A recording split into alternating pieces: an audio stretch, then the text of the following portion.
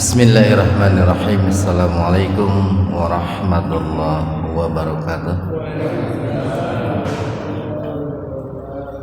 Alhamdulillahirabbil alamin alladzi khalaqal mauta wal hayata liyabluwakum ayyukum ahsanu amala. Asyhadu an la ilaha illallah wahdahu la syarikalah wa asyhadu anna Muhammadan abduhu wa rasuluh alladzi la nabiyya wa la rasula ba'dah. Hadirin ikhwatu iman, jemaah Majelis Ta'lim Illiyin, mudah-mudahan senantiasa diberikan kesehatan, keberkahan dan perlindungan Allah Subhanahu wa taala. Alhamdulillah, kajian hadis qudsi pada kesempatan ini membahas hadis nomor 143 halaman 157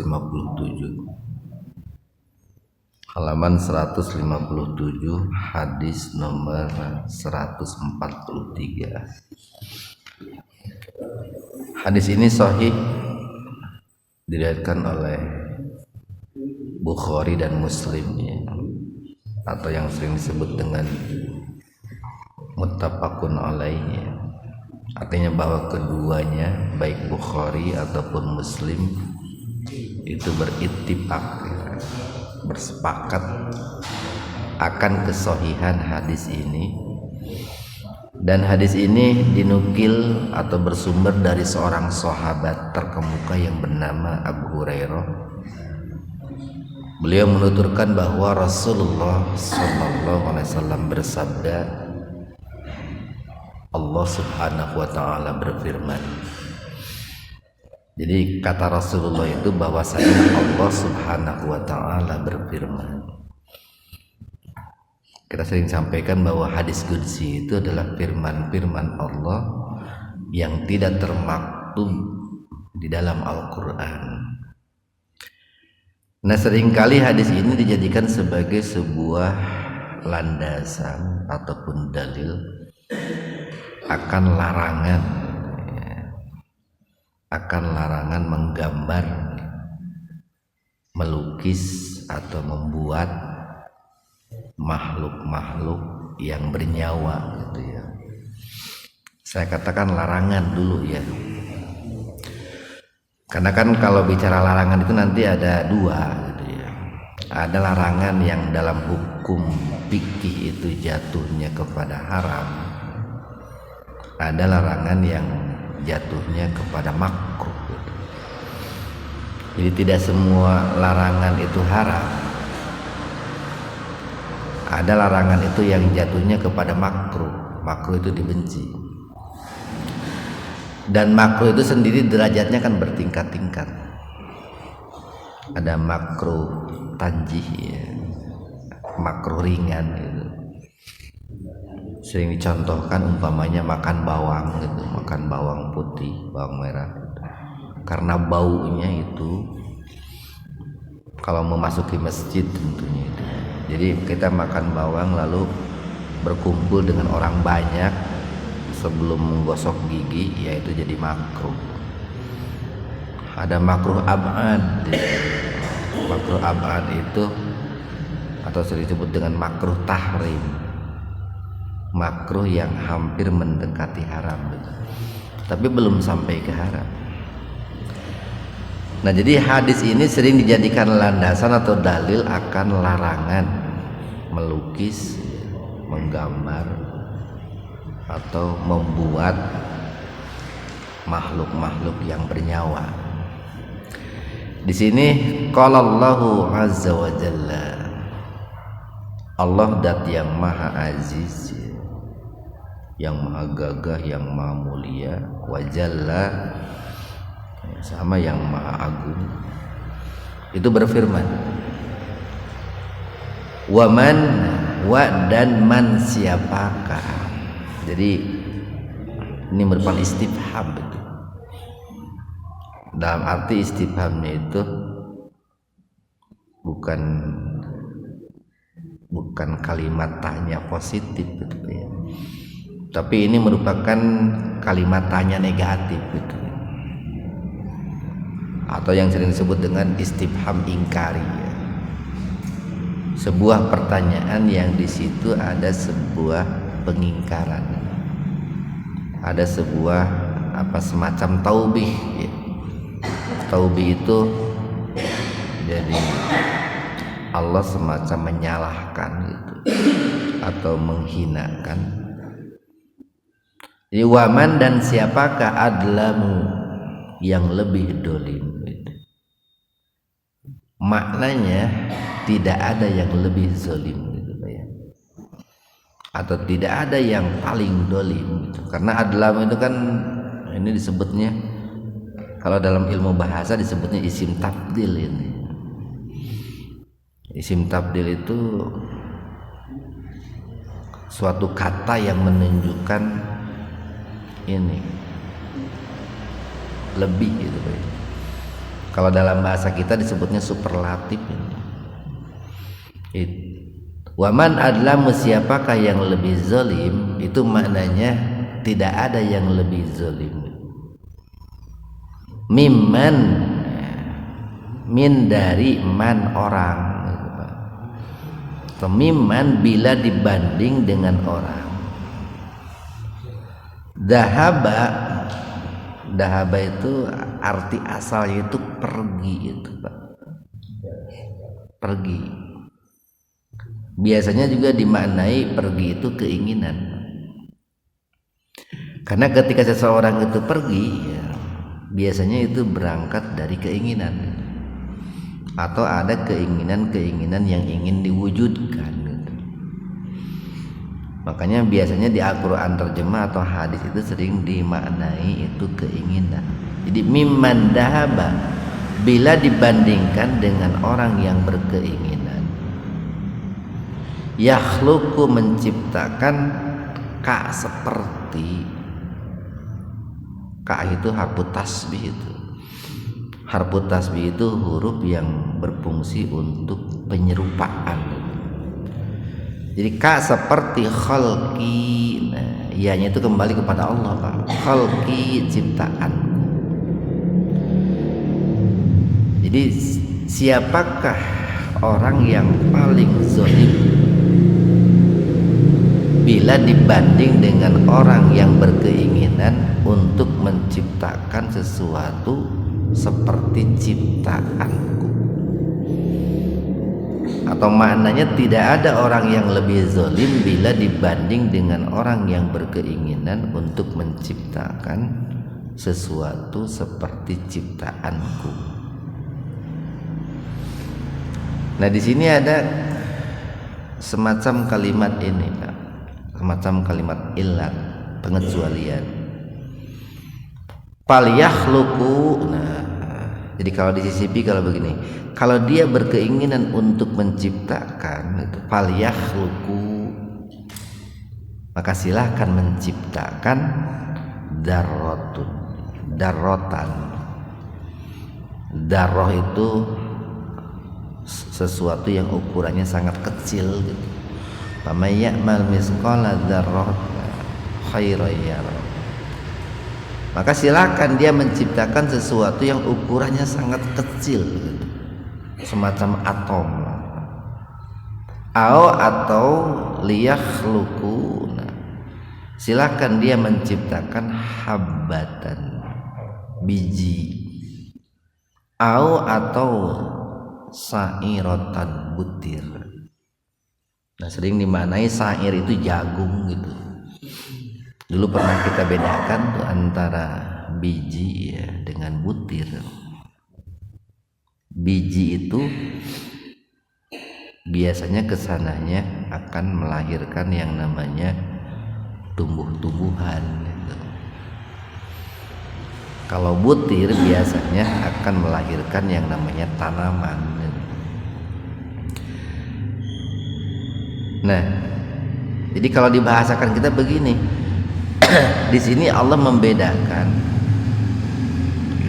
antara kalimat yang pertama. Jadi kalau ini dikatakan ada dua paragraf, Pak. Kalimat yang pertama itu berbicara tentang makhluk yang bernyawa. Sementara kalimat yang kedua, silahkan menciptakan zarroh atau biji atau butir, itu terkesan bahwa ketiganya itu makhluk yang tidak bernyawa atau bukan makhluk hidup. Walaupun kita tahu Pak nih, semua yang Allah ciptakan itu semuanya hidup dalam kehidupannya masing-masing. Cuman ada hidupnya itu yang nampak oleh mata kita sehingga logika kita pun mengatakan bahwa itu adalah hidup. Tapi ada yang hidup tidak nampak di mata kita sehingga kita mengatakan bahwa itu adalah benda mati atau makhluk mati. Nah, tentu di sini yang dimaksud dengan hidup di sini adalah makhluk hidup yang diketahui oleh akal kita, ya. Berawalkan dari pendengaran, penglihatan, akal, hati. Ya, berdasarkan penglihatan, pendengaran, hati dan akal kita itu adalah hidup. Maka itulah yang disebut dengan makhluk hidup itu di situ. Sementara sesuatu yang dikatakan mati itu adalah sesuatu yang menurut pendengaran, penglihatan, akal dan hati kita itulah mati. Kita bedakan dulu lah antara makhluk hidup dengan makhluk mati itu di situ. Dulu pernah kita bahas, kalau di dunia ini makhluk Allah yang hidup itu katakanlah dibagi kepada 3 kelompok. Pertama ada flora gitu. Yang kedua fauna, yang ketiga adalah al-insan, manusia. Flora itu kan hidup menggunakan kekuatan goriza, kekuatan insting, naluri. Mereka mempertahankan hidupnya berdasarkan kekuatan naluri. Dan biasanya mereka hidup tanpa berpindah dari satu tempat ke tempat lain. Tumbuh-tumbuhan, tanaman itu mereka hidup hasasa ya. Jadi mereka tumbuh-tumbuhan dikatakan hidup itu kuatut tanmiyah, bukan gorija, maaf. Kekuatan tanmiyah, tumbuh dan berkembang. Mereka hidup tanpa berpindah dari satu tempat ke tempat yang lain. Kita nanam pohon duren di situ, dari dulu di situ aja Pak. Sebetulnya mau pindah, keinginan saya pindah ke halaman saya gitu. Tapi itu pindah-pindah itu didoakan gitu. Cicing wae didinya tiba heula gitu. Nah, itulah yang disebut dengan kuatut tanmiyah, itu kayak begitu. Ada makhluk Allah yang namanya fauna, baik hewan ataupun binatang. Itu untuk mempertahankan hidupnya itu punya kekuatan, punya daya yang namanya goriza, insting, naluri. Dan naluri mereka lebih kuat bila dibanding dengan naluri kita manusia. Naluri seekor burung lebih kuat dibanding dengan naluri kita. Dan fisik mereka banyak yang lebih kuat dibanding dengan fisik kita. Gajah itu lebih kuat dibanding bapak-bapak itu. Kemudian yang ketiga ada al-insan. Nah, kalau yang tadi yang kedua itu fauna itu berpindah-pindah Pak. Mempertahankan hidup berpindah-pindah. Jadi mereka sering melakukan eksodus ya, perpindahan besar-besaran. Yang ketiga adalah al-insan, manusia. Dikatakan hidup itu adalah manakala manusia itu memiliki kuatul aqliyah al-amaliyah, bahkan tambahan as-solihah. Manakala manusia itu punya kekuatan akal sehingga dengan akalnya dia berpikir, punya kemampuan untuk beramal, bahkan amalnya pun amal soleh, itu baru disebut manusia. Nah, tentu di sini kita harus membedakan antara makhluk hidup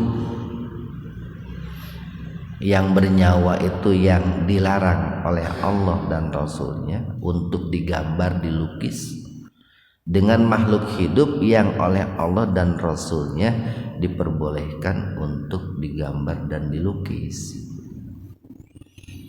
Untuk makhluk yang pertama dan kedua itu jarang perdebatan para ulama atau jarang dibahas oleh para ulama. Bagaimana hukum menggambar pohon beringin, itu jarang dibahas itu.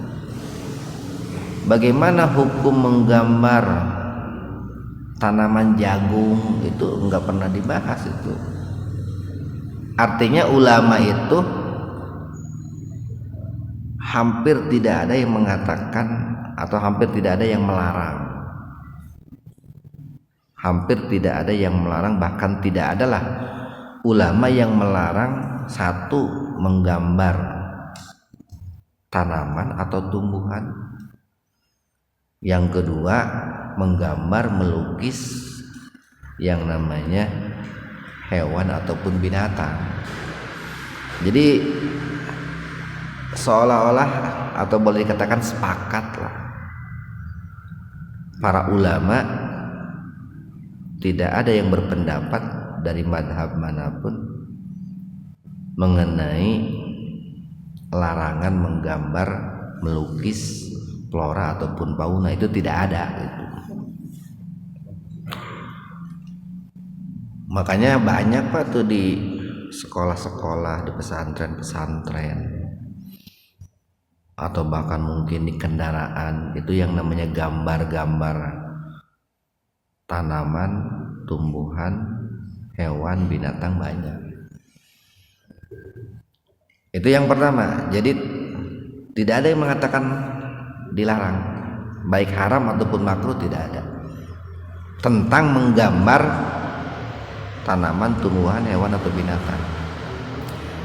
Nah yang kedua nih, yang sering diperbincangkan oleh para ulama, dan di situ banyak silang pendapat di kalangan para ulama, itu tentang menggambar, melukis makhluk yang namanya manusia. Jadi kalau sudah bicara tentang bagaimana hukumnya menggambar atau melukis atau membuat patung seperti manusia, nah di sini ramai pembahasannya, itu ramai. Ada ulama yang mengharamkan, ada ulama yang memakruhkan, ada ulama yang membolehkan dengan persyaratan-persyaratan gitu Pak. Jadi tingkatan tuh Pak, haram, makruh, boleh, bersyarat gitu.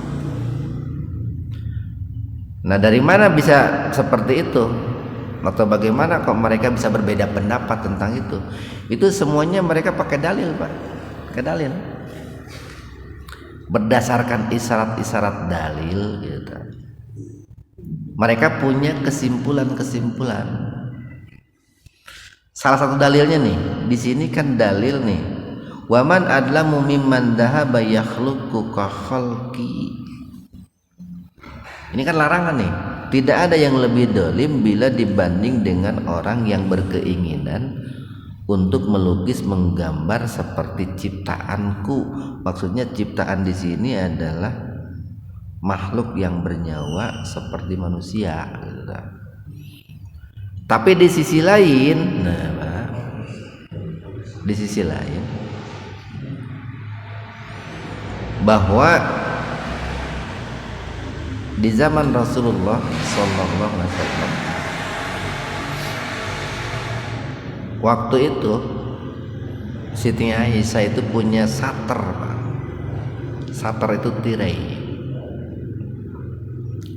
Tirainya itu bergambar. Lalu oleh Rasulullah itu disuruh atau diminta kepada Siti Aisyah untuk melepas tirai tersebut dengan alasan bergambar. Kemudian setelah dilepas oleh Siti Aisyah itu dijadikan sarung bantal gitu Pak. Nah lukisannya nggak dihilangkan, tetap aja lukisannya ada, gambarnya ada, tapi dijadikan sebagai sarung bantal gitu. Tidak dijadikan sebagai tirai. Nah, di situ kan memberikan sebuah kesan bahwa larangan Rasulullah kepada Siti Aisyah bukan gambarnya, bukan lukisannya, tetapi menjadikan gambar dan lukisan yang ada pada tirai itu sebagai sater. Kalau dijadikan untuk bantal, atau ada ulama yang mengatakan dalam rangka menghinakan, meremehkan, bukan mengkultuskan, umpamanya dijadikan namanya tadi sarung bantal, kekeset gitu, itu tidak mengapa. Nah, dari situ Pak, ada dalil yang terkesan melarang, ada dalil yang terkesan membolehkan, maka terjadilah silang pendapat itu. Terjadilah perbedaan pendapat di kalangan para ulama. Pertama nih, ada ulama, sekelompok ulama itu yang melarang yang namanya menggambar, melukis itu totalitas, baik itu berupa patung-patung ataupun melukis pada kain, asalkan yang digambar dan dilukisnya itu adalah makhluk yang bernyawa, maka menurut kelompok ulama yang pertama ini itu hukumnya haram. Ini pendapat yang pertama. Jadi melukis di kain saja itu dilarang nih untuk kelompok yang pertama, apalagi menggambar, apalagi membuat patung, Pak. Patung kan lain digambar, dibikin. Nah, apalagi membuat patung yang bernyawa. Maka yang biasanya kan yang dibikin patung itu kan makhluk yang bernyawa seperti manusia. Jadi kalau yang di kain saja dilarang oleh kelompok yang pertama, apalagi membuat patung. Itu yang pertama, Pak. Silakan Bapak mau mengikuti pendapat yang pertama, silakan. Cuman engke berkonsekuensi nanti lamun erek ngabangun imah kumahanya, lamun seluruh yang namanya gambar dilarang gitu. Atau bagaimana seorang dokter lah, tadi kan bernyawa ya, bagaimana seorang dokter atau seorang dosen mau mengajari mahasiswanya tentang anatomi tubuh, bingungnya kan. Biasanya nih seorang dosen, seorang guru kalau mengajari tentang anatomi tubuh kan digambar dulu, gambar manusia kan, dari kepala sampai kaki, dijelaskan kan, ini fungsinya ini fungsinya ini. Kalau sakit kepala penyebabnya dari sini, sakit kaki dari sini, itu kan dijelaskan, itu kan digambar dulu, dilukis dulu itu. Nah, nanti akan berbenturan dengan itu Pak, kalau seluruh yang namanya gambar, lukisan yang bernyawa itu dilarang. Nah, kelompok yang pertama itu total, itu semua lukisan ataupun gambar, terlebih-lebih patung yang bernyawa, makhluk yang bernyawa, itu dilarang. Yang kedua, ada ulama yang berpendapat itu yang dilarang itu adalah membuat patung,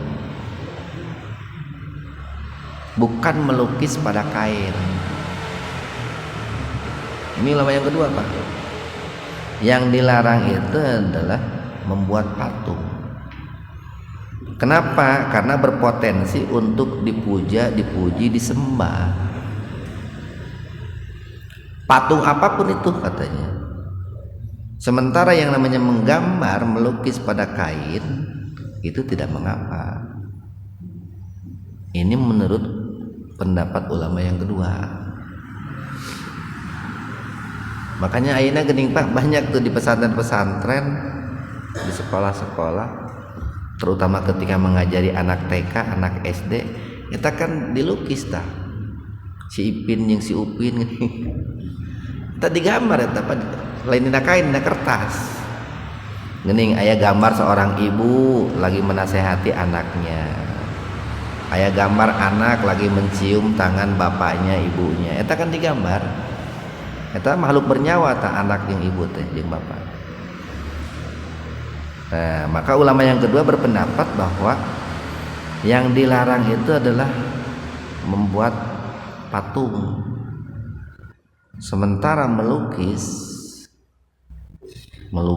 pada kain itu, menggambar pada kain itu tidak mengapa selama yang dilukisnya itu bukan seseorang yang bisa dikultuskan, yang bisa menjerumuskan orang kepada kemusyrikan. Beda apa lamun ayeuna seseorang melukis menggambar seseorang yang dikultuskan gitu ya. Umpamanya ada orang menggambar si A si B gitu, karena dia betul-betul nih mengkultuskan orang ini, walaupun pada kainnya dilarang, Pak. Karena di situ ada unsur mengkultuskan, memposisikan orang yang digambar itu pada posisi Tuhan. Yang ketiga, jadi yang kedua ini agak ringan, Pak, dibanding yang kedua. Yang kedua lebih ringan dibanding yang pertama. Yang ketiga sama, tidak boleh yang namanya membuat patung. Kumahanya barangkeun di urang di Jawa Barat loba pisan patungnya. Jadi tidak ada ulama satupun yang merekomendasikan itu. Jadi pendapat yang ketiga, ulama itu melarang membuat patung, tapi boleh mereka itu menggambar melukis makhluk yang bernyawa seperti manusia, asalkan tidak sempurna. Tidak sempurna teh umpamana teh ngagambar jelema nih Pak, ngalukis jelema tapi teu make kepala gitu tah, badanna we wungkul kepalanya nggak ada gitu, atau melukis manusia tapi kakinya nggak ada atau tangannya nggak ada, jadi tidak sempurna. Itu pendapat ulama yang ketiga. Nah, pendapat ulama yang keempat mengatakan bahwa yang namanya membuat patung itu dilarang. Sarua nih 1, 2, 3, 4 membuat patung dilarang. Kadang-kadang kamu tuh kumaha lamun ngieun nanten ayeuna apalagi ngagantungkeun baju teh nanti teh turnikin naonnya. Ini di toko-toko sok aya Pak tuh paragi. Nah, eta tah manikinnya. Kata kumaha teh? Teu kan lain patung, karena yang manikin teh disebut patung eta teh. Bari jeung kan aya manikin mah kadang teu sempurna oge. Nah, yang keempat itu mengatakan begini, tidak boleh membikin patung. Yang keempat begini, tidak boleh membuat patung dan juga lukisan-lukisan kalau patung dan lukisan ini berpotensi untuk disembah gitu. Ini yang keempat nih Pak nih. Jadi tidak boleh membuat patung ataupun melukis pada kain makhluk yang bernyawa kalau memang tujuannya atau berpotensi untuk disembah, dipuji dan dipuja. Kalau tidak ada potensi untuk disembah, tidak mengapa, atau tidak ada niat untuk disembah, tidak mengapa. Nah, pendapat yang keempat ini diambil oleh ulama Hasan ini, Abdul Qadir Hasan. Itu kalau Bapak baca itu penjelasan Hasan mengenai as-surah itu, mengenai gambar dan lukisan. Hasan ini kalau baca dalam sejarah ini itu termasuk tokoh guru besarnya Ormas Persis itu Hasan itu. Nah, beliau mengatakan bahwa yang dilarang itu adalah patung dan lukisan yang memang diniatkan atau berpotensi untuk disembah gitu Pak. Itu kata beliau begitu. Ayeuna lamun orang ayeuna umpamanya jelema ya, ngieun patung Japati cenah teu naon. Karena hampir boleh dikatakan tidak ada orang yang menyembah Japati. Tapi beda deui lamun ngieun patung buta hejo cenah kitu tah. Kan loba jelema anu nyembah buta hejo. Loba oge jelema anu ngieun patung buaya. Karena dia pemuja buaya. Sok sanajan ini binatang karena potensi disembah tidak boleh katanya. Atau patung-patung hewan tanaman, pohon. Aya jelema geuning anu nyembah kana pohon. Baheula manaon kepercayaan teh dinamisme naon teh. Zaman animisme dinamisme kan jelema anu nyembah kana hulu cai gini, kana tangkal gede gitu. Lalu si tangkal gede eta teh dijieun patung hareupeun imahna teh. Kulantaran cek keyakinanana bahwa pohon itu yang menjadikan dia jadi orang kaya. Ngieuna patung tah yang menjadi dilarang itu walaupun pohon itu. Karena punya niat atau potensi untuk disembah. Terlebih-lebih kalau memang yang dibikin patung dan digambarnya itu yang bernyawa seperti manusia, itu lebih dilarang lagi kalau berpotensi untuk disembah dan dipuja. Terlebih-lebih orang yang memang selama ini oleh manusia dikultuskan. Makanya tidak boleh orang melukis, menggambar Nabi Muhammad itu. Lagi nih, dilarang kan kita umat Islam melukis, menggambar yang namanya Nabi Muhammad. Apalagi bikin patung Nabi Muhammad. Itu menang kan. Melukis, menggambar di kain saja tidak boleh gitu kan. Salah satu alasan kenapa dilarang melukis, menggambar Nabi Muhammad itu khawatir nanti orang itu di samping akan menghinakan, meremehkan atau mencari celah untuk menghinakan, itu khawatir akan mengkultuskan sehingga menjadikan Nabi Muhammad itu disembah itu kan. Nah, ini adalah pendapat yang keempat dan diambil oleh Hasan Basri. Sepertinya nih kalau melihat pendapat yang keempat itu lebih, menurut saya Pak, itu lebih rasional. Lebih rasional itu dalam arti itu menggabungkan antara teks dengan konteks. Secara teks ada larangan membikin patung dan menggambar, melukis makhluk yang bernyawa secara teks. Tapi secara konteks ada beberapa hal dalam kehidupan ini yang memang tidak bisa lepas dari yang namanya dibikin patung atau digambar atau dilukis.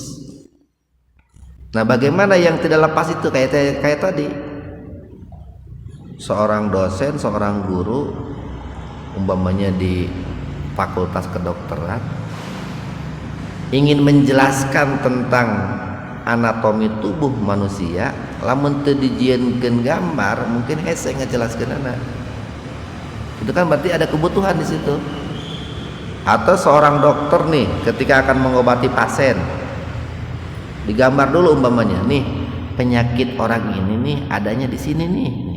Tadina gambar tadi ditunjukkan di sini nih. Sehingga dengan gambar itu tim yang akan melakukan operasi katakanlah itu menjadi sepakat. Oh, di sini nih yang harus diobatinya itu berdasarkan gambar kan gitu. Nah, itu kan konteksnya terkadang ada sesuatu yang tidak bisa dihindari. Nah, tapi tadi dengan bersyarat baik bikin patung ataupun menggambar, melukis diperbolehkan itu manakala tidak ada niat untuk disembah atau tidak ada potensi untuk disembah. Dengan catatan seperti itu Pak. Nah, mudah-mudahan ada manfaatnya untuk kita semua. Subhanakallahumma bihamdika asyhadu an la ilaha illa anta astaghfiruka wa atubu ilaik. Assalamualaikum warahmatullahi wabarakatuh.